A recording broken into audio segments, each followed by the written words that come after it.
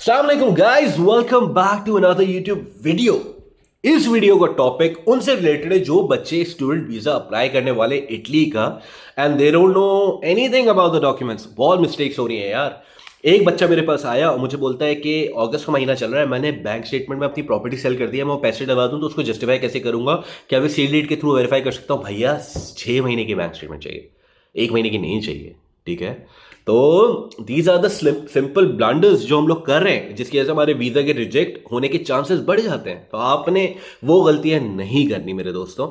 और अगर जो बच्चे अभी स्टूडेंट वीजा अप्लाई करने की क्यू में जाने वाले हैं, please do share it with this video with them so that they might know कि भाई ये कौन सी लिस्ट ऑफ डॉक्यूमेंट है, हम कुछ मिस तो नहीं कर रहे। Definitely it covers all the points. ठीक है, थोड़ा सा सब्र लेके ये वीडियो देख लो ताकि आपको पूरा आइडिया हो जाए। सबसे पहला document which is mandatory, that is your passport. Definitely आपका पासपोर्ट होगा जब भी आपका वीजा अप्लाई, आपका एडमिशन आए होंगे। ठीक है, पासपोर्ट की 4 कॉपीज करा लें and that should be notarize होनी चाहिए। ठीक है, यूनियन काउंसिल, जिससे मैं बोलूँ डॉक्यूमेंट नोटराइज कराने, वो यूनियन काउंसिल वगैरह से जो नोटराइज होते हैं, वकील भी कर देते हैं कुछ पैसे लेके, तो वहां से नोटराइज जरूर करवा लेना। ठीक है, तो सबसे पहला हो गया दैट्स योर पासपोर्ट।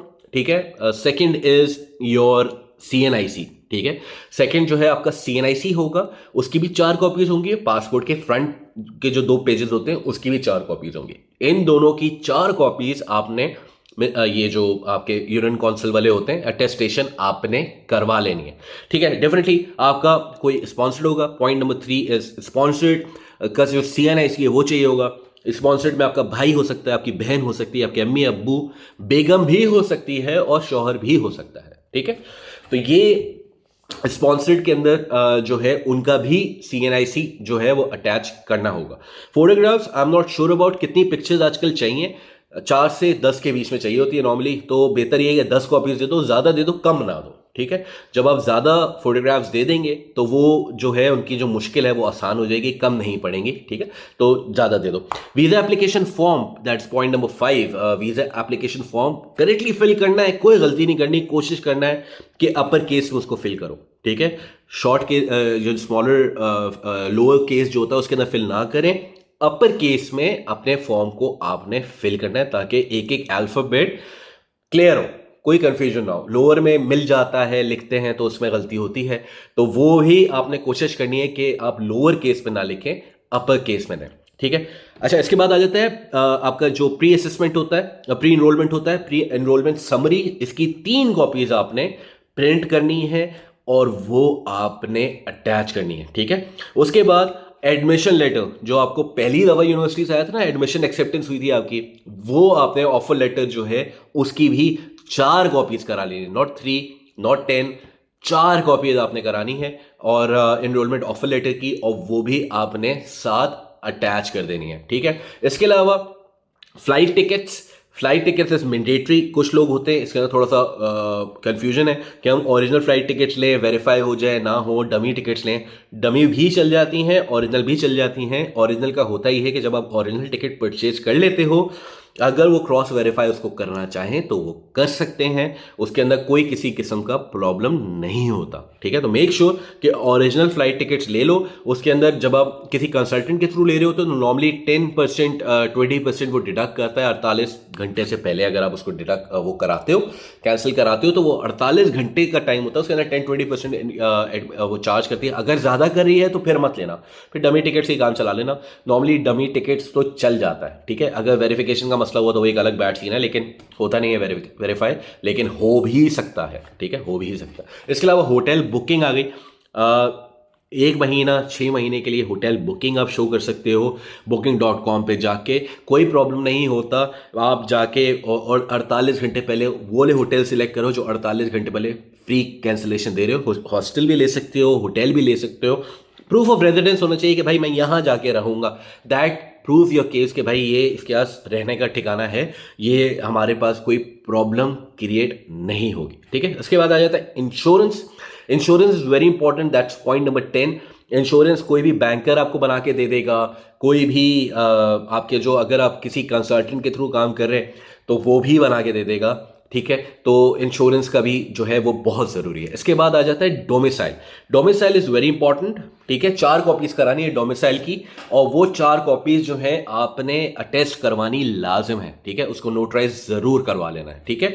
आप नोटराइज नहीं कर, जो मैं बता रहा हूँ नोटराइज, प्लीज़ उसको नोटराइज करा लेना, ठीक है, फिर वरना आपको फिर प्रॉब्लम होगी। तो 4 कॉपीज़ ऑफ नोटराइज आपका डोमिसाइल चाहिए होगा। इसके अलावा एकेडमिक डॉक्यूमेंट्स, मैट्रिक का, इंटर का, सारे सर्टिफिकेट, बैचलर्स का, जहां से एचईसी से वेरीफाई होनी है, जो मोफा से हुई हुई है, एचईसी से हुई हुई है, उनकी आईबीसीसी से हुई हुई है, ठीक है, इनकी 4 कॉपीज करा लेनी है।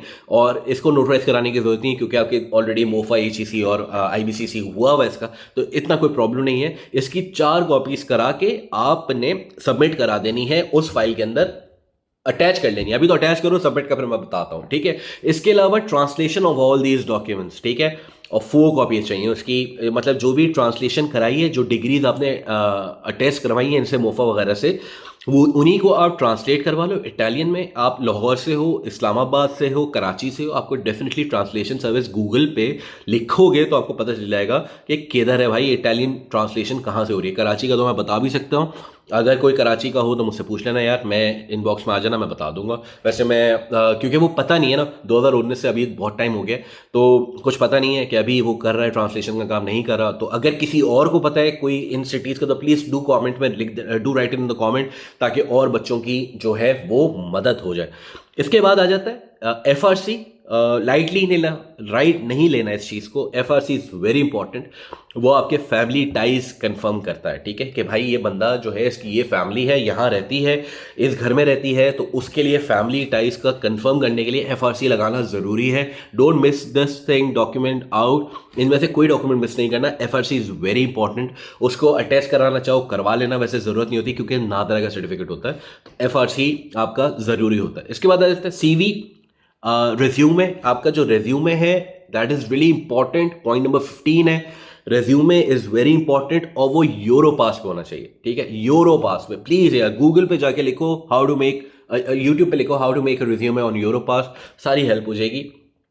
सूबी तो बन जाता है, सूबी लाइक दिस, ठीक है। यूरोपास पे अपना रिज्यूमे बना लो और वो आपने अटेस्ट करना है, लाजमी करना है। इसके बाद आ जाता है, लाइट लेते हैं again, cover letter. Cover letter is very important यार। कवर लेटर आपका पूरा जो आपका जो पढ़ाई का सारी चीज़ें हैं वो उसके अंदर आ जाती हैं कि भाई इसने ये किया है, मैं ये स्टूडेंट हूँ, मैंने यहाँ से पढ़ा, यहाँ से पढ़ा, आपका एम क्या है, आपको इटली क्यों जाके पढ़ना है, इटली से आके आपको अपने वतन की खिदमत करनी है, ठीक है, ये सारी चीज़ें कवर लेटर के अंदर जो हैं वो आ जाती हैं। उसके बाद आ जाता है PFL, EFL, English proficiency letter, English proficiency letter, ठीक है। इंग्लिश प्रोफिशिएंसी लेटर आपके लिए ज़रूरी है, EPL बोलते हैं उसको, ठीक है। EPL हो या आपका टोफल हो या आपका आइल्स हो, ठीक है, ये तीनों डॉक्यूमेंट्स में से एक डॉक्यूमेंट, या अगर तीनों लगाना चाहो तो तीनों लगा दो, अगर ज़्यादा मेहनत की हुई है अपने केस के ऊपर तो ये तीनों डॉक्यूमेंट्स भी आप लगा सकते हैं, ठीक है। तो आपको इंग्लिश प्रोफिशिएंसी लेटर चाहिए। लेटर के बाद स्पॉन्सर डॉक्यूमेंट, ठीक है, जो आप, जिसको आपने स्पॉन्सर किया हुआ है, जिस बंदे ने भी आपको स्पॉन्सर किया है, मेक श्योर कि आप उसका एक, या तो उससे एक अथॉरिटी साइन करवा लें कि भाई मैं इसका वालिद हूँ, मैं इसकी बहन हूँ, मैं इसका भाई हूँ, ठीक है, उससे एक ले लें, एक अथॉरिटी बनवा लें उनसे कि भाई मैं आपका एक अथॉरिटी लेटर ले रहा हूँ, ठीक है। तो वो आपको ऑथराइज करें उनके फंड्स यूज़ करने के लिए, वो भी आप शो कर दें। और ये पॉइंट पीछे जो मैंने पॉइंट आपको मेंशन किया कवर लेटर का, ये मत भूलना यार, ठीक है। कवर लेटर में आपने ये मेंशन करना है कि आपका स्पॉन्सर्ड कौन है। उसके बाद बैंक स्टेटमेंट।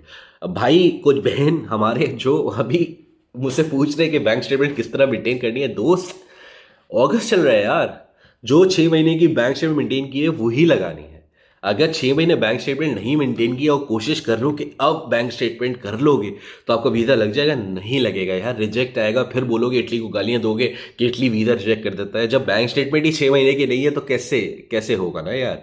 तो bank statement is very important. Bank ऐसा नहीं है कि आप ऑनलाइन बैंक स्टेटमेंट निकाल लो 6 महीने की, ब्रांच जाओ, ब्रांच से जाके बैंक स्टेटमेंट निकलवाओ, साइंस टाइम कराओ ऑपरेशन मैनेजर या ब्रांच मैनेजर से, और वो ले आओ। उसके बाद आ जाता है अकाउंट मेंटेनेंस सर्टिफिकेट, वो भी ब्रांच जाओ, ऑपरेशन मैनेजर को रिक्वेस्ट करो कि यार अकाउंट मेंटेनेंस सर्टिफिकेट चाहिए, तो वो आपको बता देगा, वो आपको निकाल के दे देगा, फ्री ऑफ कॉस्ट, कोई बैंक चार्ज नहीं करता, ठीक है।